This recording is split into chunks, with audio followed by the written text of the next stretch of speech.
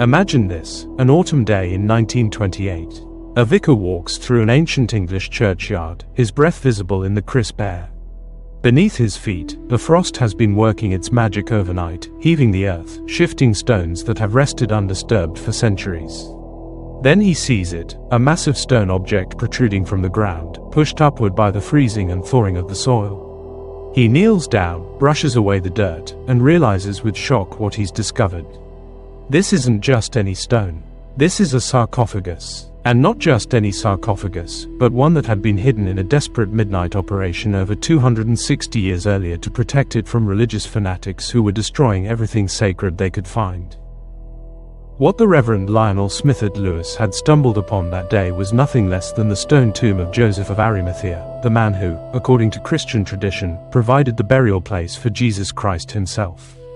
But that raises an intriguing question that has captivated historians, theologians, and mystery enthusiasts for nearly 2 millennia. What evidence actually exists that Joseph of Arimathea, a figure from the Gospels in ancient Judea, ended up buried in the English countryside at a place called Glastonbury?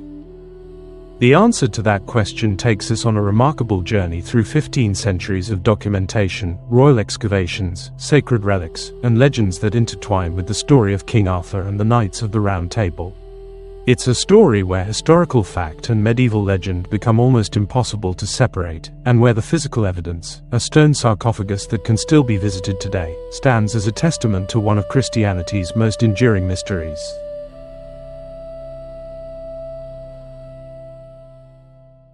Welcome to Uncovered Biblical History and Traditions, the channel dedicated to lost stories of the biblical past. Discover stories of pre-Christian historical roots, biblical legends, lost church history, and forgotten historical characters of faith.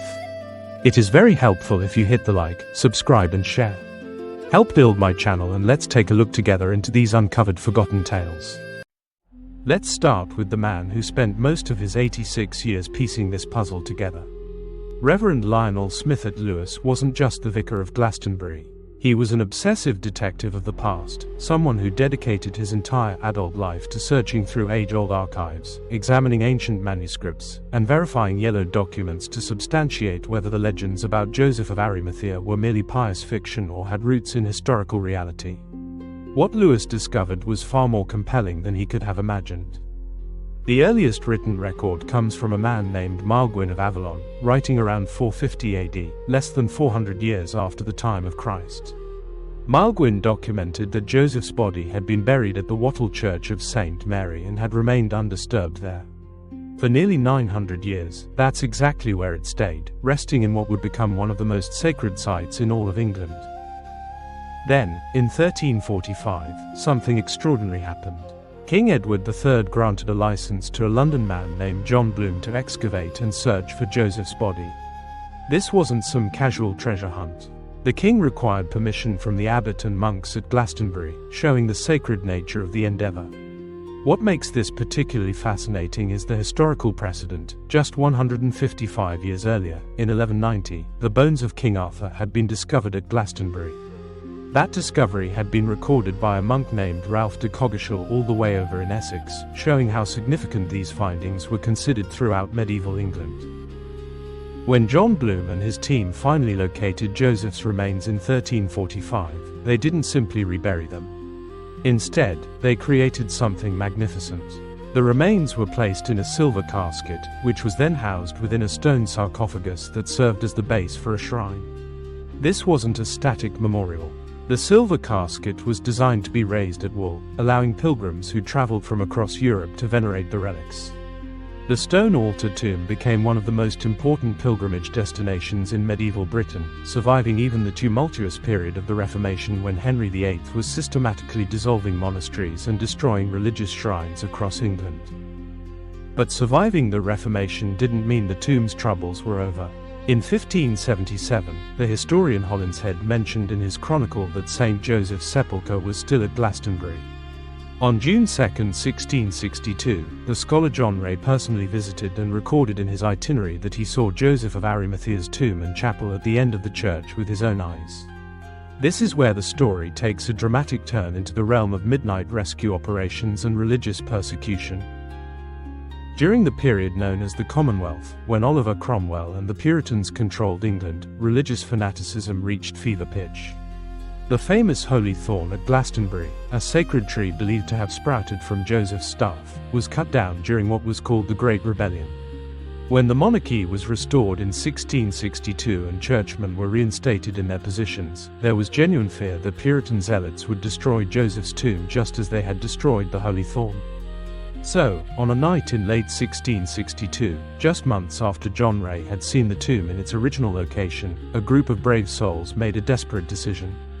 Working silently in the darkness to avoid detection, they removed the massive stone sarcophagus from its ruined shrine in St. Mary's Chapel at the Abbey and transported it to the churchyard of the parish church. They placed it outside the east end of St. Mary's Chapel and hastily covered it with earth, creating an unmarked grave that would protect this sacred relic from destruction. And there it remained, buried and forgotten, for 266 years.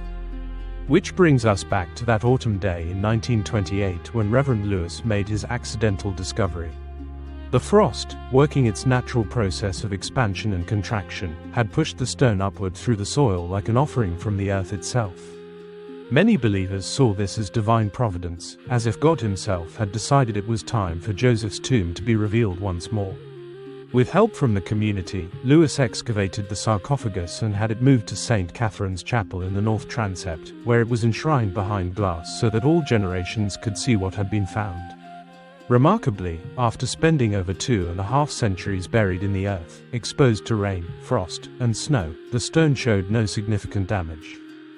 But the tomb itself is only part of the mystery. Throughout the centuries, historical records make persistent reference to the Holy Cruets, 2 sacred vessels that Joseph allegedly brought with him from the Holy Land. According to legend, these cruets contained the blood and sweat of Jesus Christ himself, collected during the crucifixion. Ancient documents state that these cruets were buried with Joseph, placed in a special niche carved into his stone coffin. They became so important to Glastonbury Abbey that they were incorporated into Joseph's coat of arms, depicted on a shield with 1 cruet on each side of a thorny cross, with droplets covering the remaining space to symbolize the precious contents. These cruets connect to one of the most famous legends in Western literature, the quest for the Holy Grail by King Arthur's Knights of the Round Table. Here's where things get particularly intriguing. The word grail in Old English can mean elements, which some scholars interpret as a reference to these lost cruets, sometimes called vials. However, grail can also simply mean a container, chalice, or cup, which might indicate that the knights were searching for the cup of the Last Supper, allegedly hidden by Joseph somewhere in Chalice Hill near Glastonbury. Historical records from centuries before King Arthur's time clearly state that the cruets were placed inside Joseph's sarcophagus at his death, which would make a search for them somewhat pointless unless someone was planning to open the tomb. Meanwhile, the cup disappears from historical mention after its alleged concealment. But the cruets persisted powerfully through the ritual and tradition of Glastonbury Abbey for centuries, suggesting they held enormous significance as a memorial to what historians call the Bethany mission, the journey of Joseph and his companions to Britain. And Joseph didn't make that journey alone. Early records from Maelgwyn mention that Joseph was buried with 11 associates near the Virgin Mary. Later documents expand this number to 12, then to 13 according to John Leland, who examined the Glastonbury Abbey Library in 1534 under a license from Henry VIII. The Bethany group that came to Britain originally consisted of 12 companions, plus Marcella, the maid of the Bethany sisters, and Mary, the mother of Jesus, 14 people in total. Ancient records suggest that all of these individuals, even those who died elsewhere, were eventually brought to Glastonbury to be buried together, fulfilling their original wish to remain united in death as they had been in life. King Ina, around 700 AD, had a large number of martyrs reinterred at Glastonbury, including Joseph's own son, who had labored at a place called Corriagain.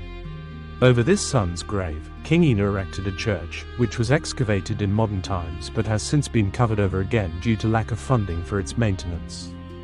The medieval historian William of Malmesbury provides perhaps the most evocative description of Glastonbury in his Acts of the Kings.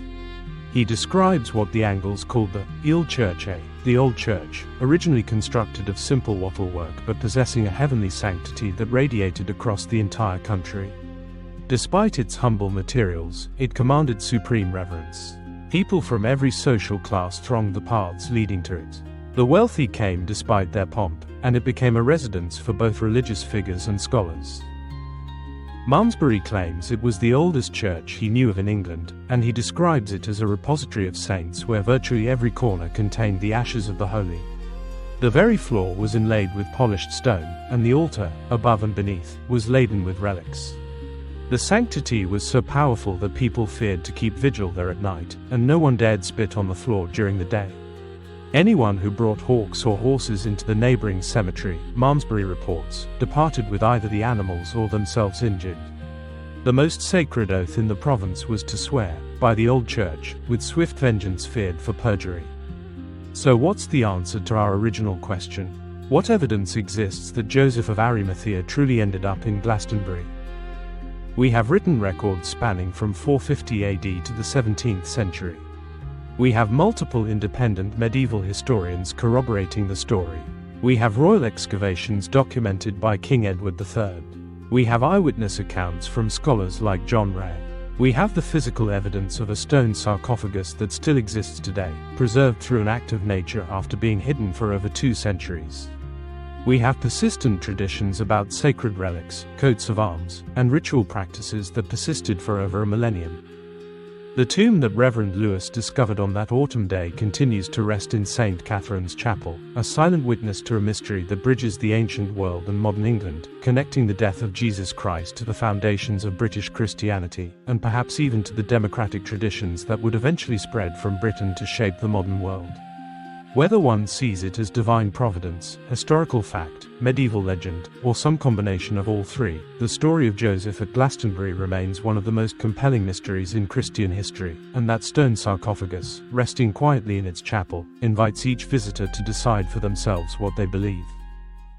Thanks for watching. If you enjoyed this video, don't forget to like, comment, share and subscribe for more great content. Hit the notification bell so you never miss an update. See you in the next video.